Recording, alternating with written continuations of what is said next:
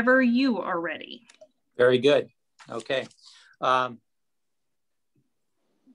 Fellow agents, I'm going to be running this here, hootenanny it looks like. And so before we start, I just wanted to announce that as we begin our meeting tonight, I would like to ask members of the audience who are joining us by phone or online to please keep yourselves on mute until you are called to provide public testimony. There is one time designated for public testimony this evening and will be listed as business from the audience. If you are joining us online with a tablet, smartphone, or computer and wish to speak during that time, please use the raise hand feature. When you are called upon, please state your name, ward, or general location, and the subject you would like to speak about. And with that, I'd like to start with a roll call. Board Member Van Gordon. Here. Board Member Pitts. Board Member Moe. Here. Board Member Rodley. Here. Board Member Stair. I am here. Board Member Woodrow. Board Member Pictionary. Present. Board Member Bernie. Here. And I see Board Member Pitts is here.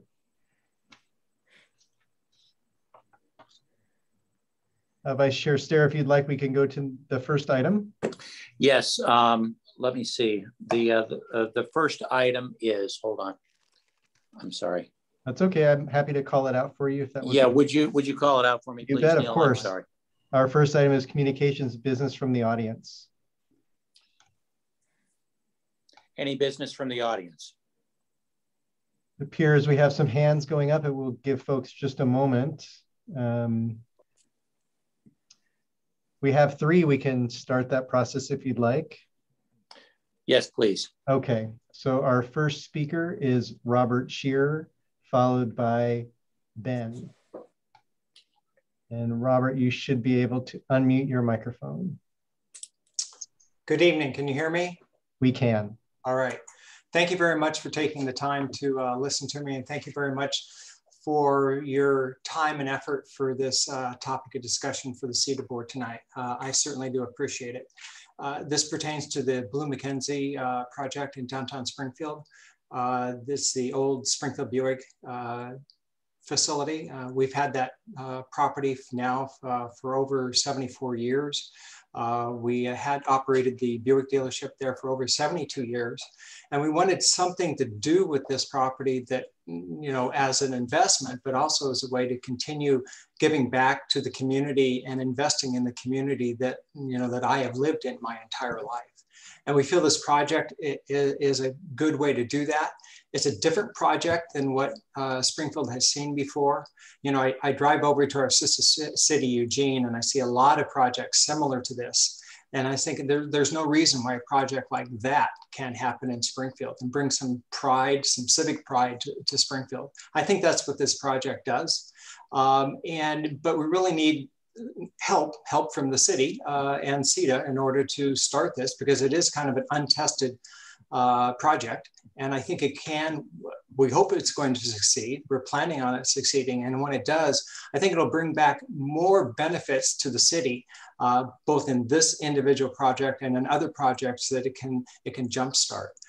We've been working on this project for almost 2 years. And I really want to give a shout out and thank to Courtney Giesel and Christina Kaz and Nathan Bell, as well as JP from Northwest Sustainable Properties, because we've been working long and hard on this project. And with your help with the SEDA board that you've been helping us now for the past year, I hope this project will come through, and we certainly do appreciate and are very grateful for your support. Thank you. Our next speaker is Ben, followed by Kellyanne Gross. And Ben, you should be able to unmute your microphone. Hello, can you hear me? We can hear you.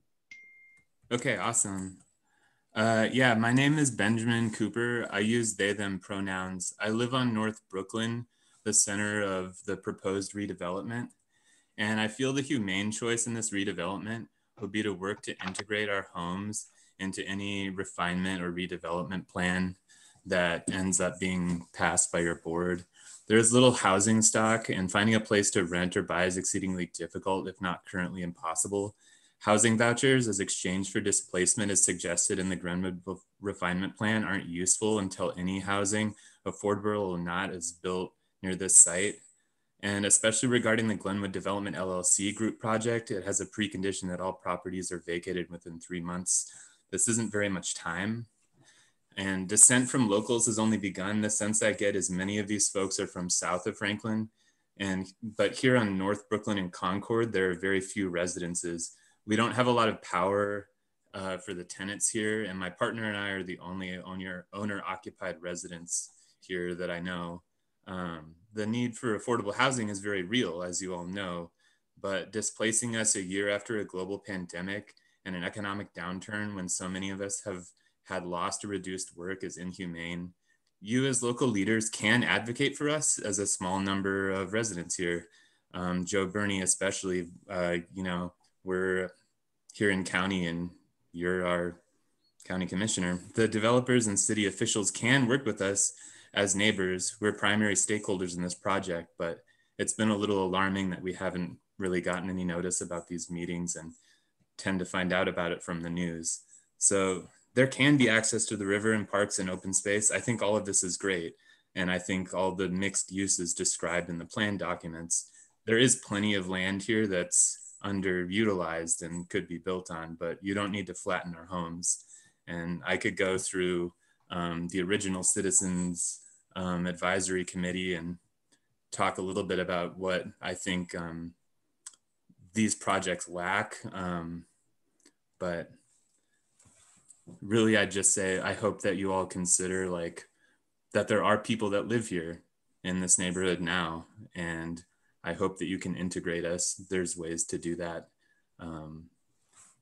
I bought this place in Eugene. It was the only place I could afford. And I don't think I'll be able to afford anywhere else if I had to move immediately. So I hope that you can actually facilitate redevelopment while addressing the consequences of change to existing residents and businesses.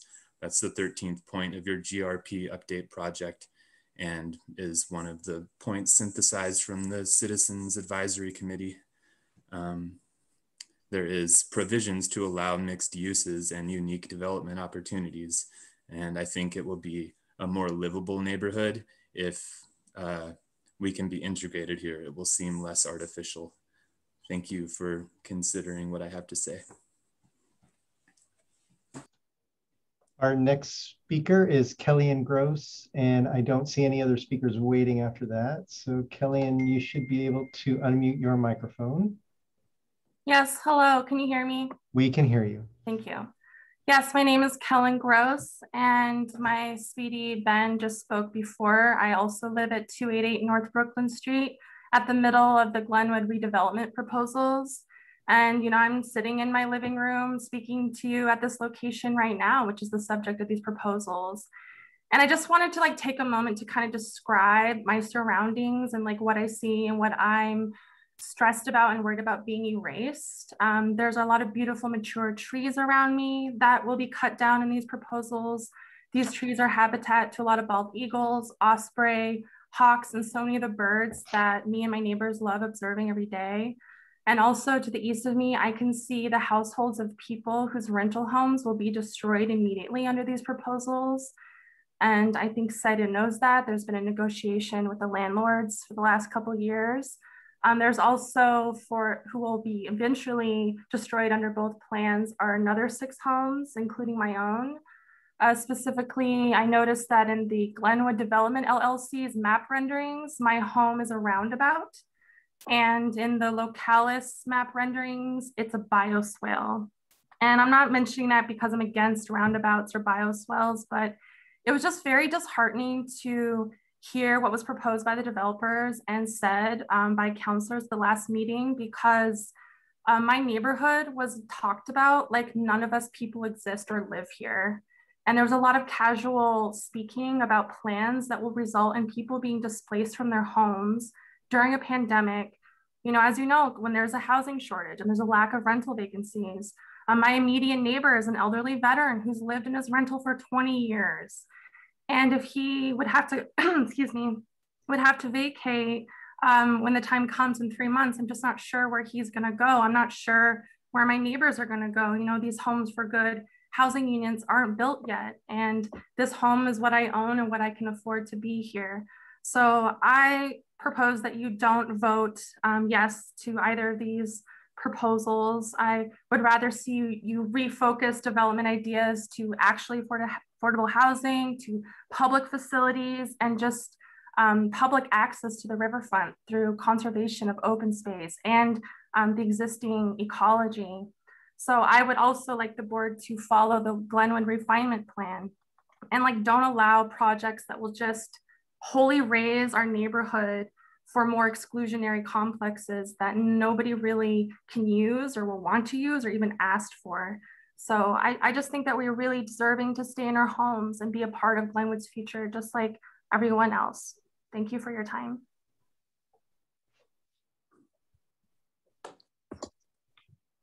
Is that all of them, Neil? That is our last speaker that I see. Yes. Okay.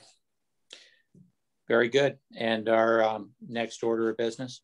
The next item then would be old business, and that would be item number 1, the Blue McKenzie pre-development loan authorization. Courtney Griesel and Christina Kraz are here for the staff report.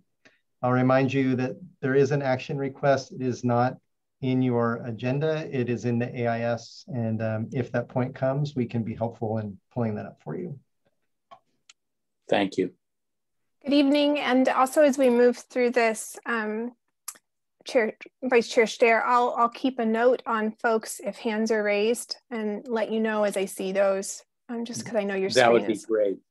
Thank you. I apologize to everyone attending the meeting. I don't have access to every window that I should as the chair, and I'm going to be heavily dependent on staff to help me out with the callers. It'll be the easiest part of our job this evening. Thank you.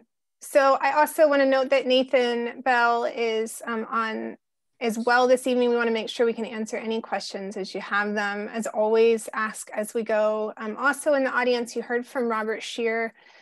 We also have JP Villette, the owner of Northwest Sustainable Properties, the developer. He's in the audience as well. So if questions come up, we can pull them forward. But this evening, we are here to the board to ask for authorization to the city manager to negotiate and execute a loan agreement of up to $2 million to Blue McKenzie LLC.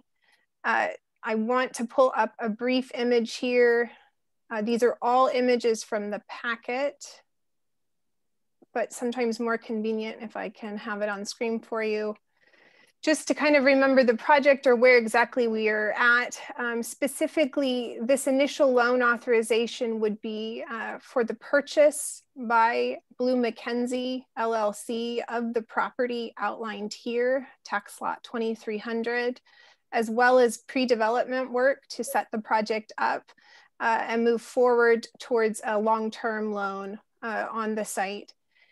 The project, we refer to it as Blue McKenzie, but really the project, as Robert Shearer noted earlier, has been in discussion with staff since 2019 when they were beginning the process to close the Buick dealership, which they'd operated since 1950, 1948, I think I have in my notes, so quite some time.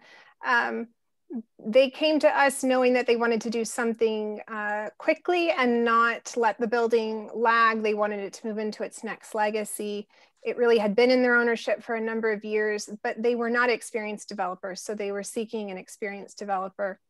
They then engaged Northwest Sustainable Properties, who together both approached the board in March of 2020 for the first time.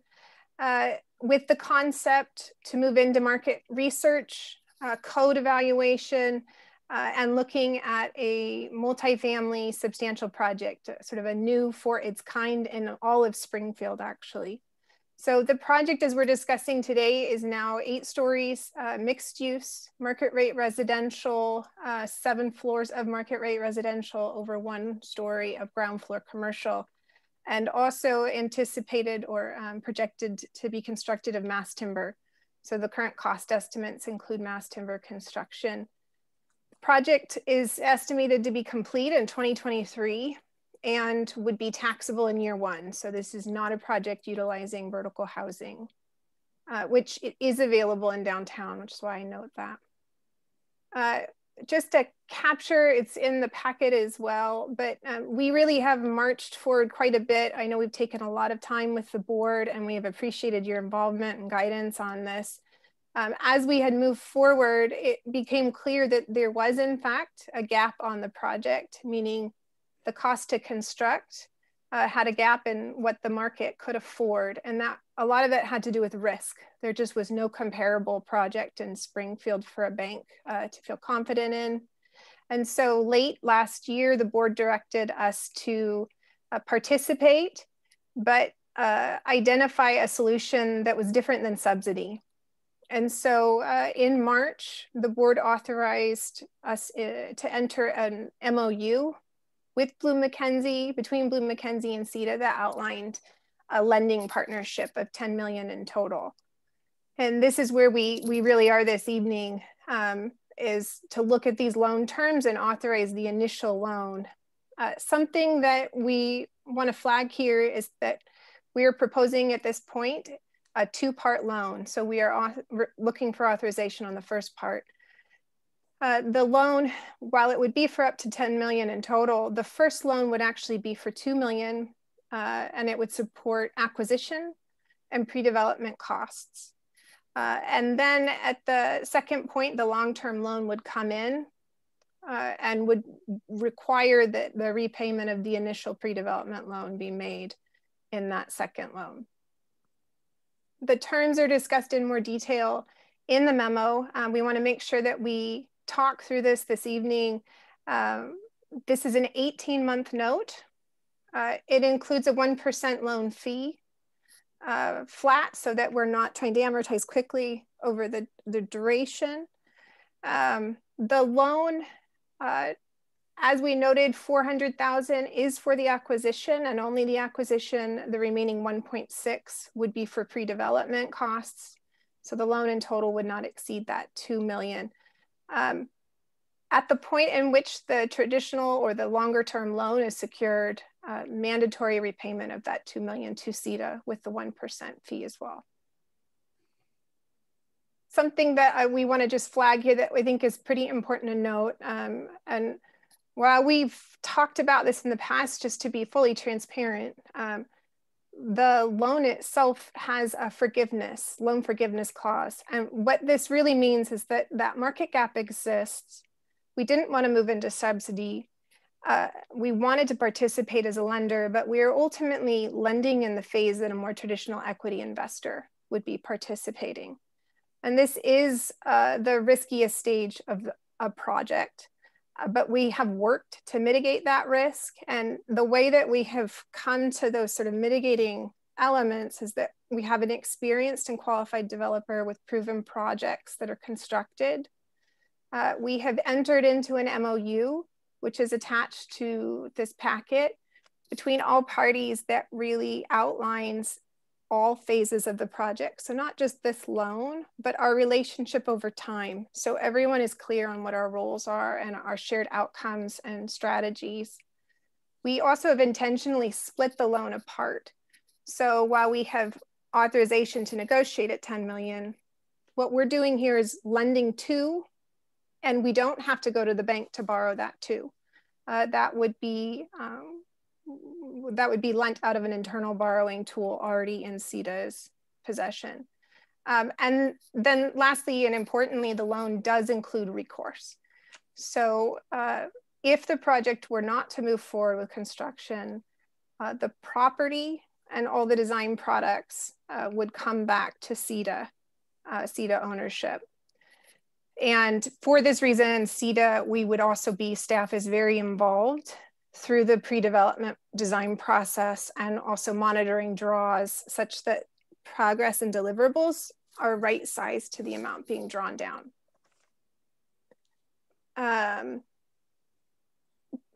So I guess at this point, what we're looking for is your feedback, questions, and ultimately authorization to move forward with this initial borrowing. Pull that down. I can leave stuff up as well if folks want me to pull pieces back up to the screen. I think that would be helpful. Is there, are there any questions at this point or any comments? I'm not seeing any yet. As the chair, I do have a question. Courtney, if we're starting out as partners in this way, as equity investors, once the Blue Mackenzie investors, once they pay off the loans, are we still going to be investors? So we are not actually investors, we're lenders. And so once they pay off this initial loan, we will become a long-term lender on the next note, which will be, while it will be for 10 million, the first 2 of that will go to paying off this initial note. And so we will be a long-term partner, but it will be in the role of a lender and under the predefined terms that are in that MOU. So it will have interest, no early, there would be no prepayment penalty, but those expectations are defined in there. Thank you. Yeah.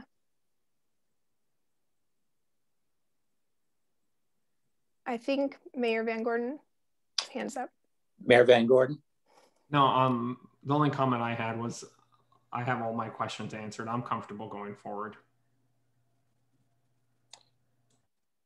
Do we need a motion on this, Neil? We may, but I do see Board Member Bernie. Board Member Bernie.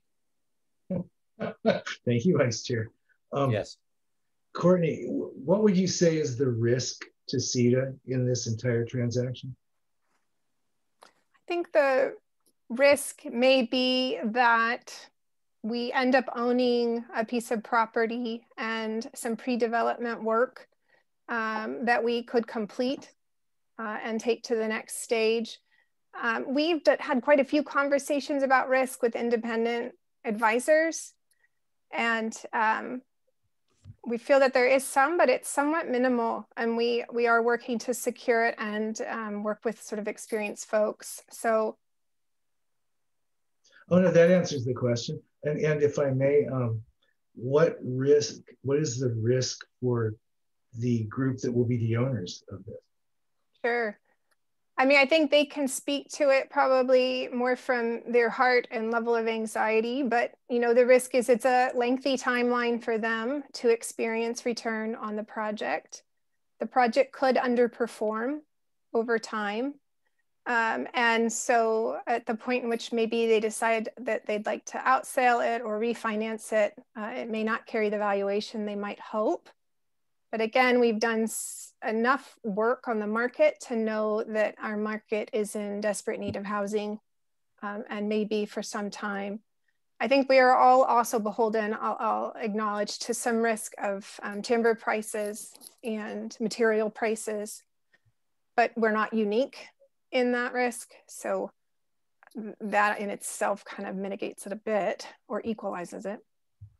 And final question, Leonard, and that is, how does this impact SEDA's ability to borrow within its urban, you know what I mean? I do, yeah. No, it's a really good question. I know we've talked about it before, but I think you can't talk about it enough.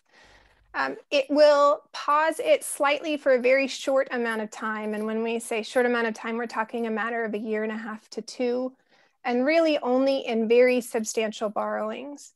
So we would be able to continue operating our programs as they are, likely operating with staffing.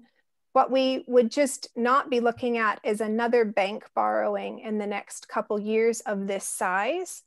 But what's notable and important to us is it is taxable year 1. So that increment comes in that first year in 2023 and is immediately a boost to borrow with. And I will also flag that we have a really substantial manufacturer in downtown that will be coming off their enterprise zone and onto the tax rolls as well about the same time. So we will probably get quite a booster shot in the next couple of years. Thank you very much. All my questions are answered. So Courtney, could you clarify the comment about the borrow? That's only on the downtown side, right? Correct. Correct. It's independent and not related at all to Glenwood. And I'm looking at Nathan, just watching his nonverbals to make sure our finance director doesn't want to save me from myself.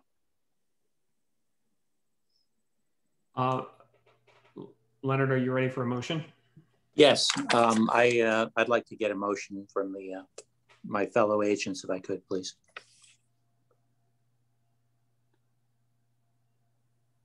Would you like me to read that motion? That would be great. Well, actually, wait a minute. If it's on the screen here, I can read it. You want me to read it, Leonard? Well, yeah. Are you going to read it, Leonard, or someone to make? Yeah, I mean, is it It's on the screen. Yeah. It's on the screen under action requested. I got it covered here. Okay, it's authorize the city manager. Leonard, right? Leonard. Okay. Yes, sir. Probably go ahead and let the board make the motion that way, because as chair, you normally that's motions. Right. Thank you, Joe. It's all right.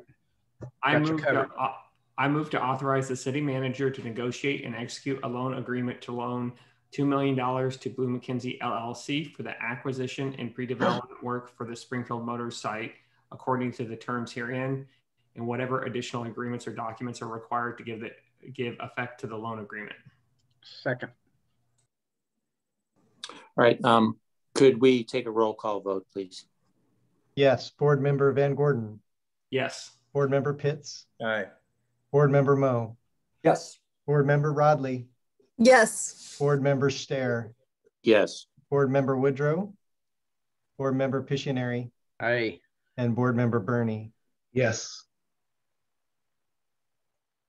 7 in favor and 1 excused absence. I think that concludes our business tonight. Is there a motion to adjourn? I'll move we adjourn. Is there a second? We can adjourn if you want. Yeah, Leonard, I think you can just adjourn us. If that helps. All right. Yes. You can just declare us done. So we come right back. We have an executive session meeting right after this. On a separate link, is that correct? Yes, it's correct. A separate link. Okay. Thank you very much. Thank you.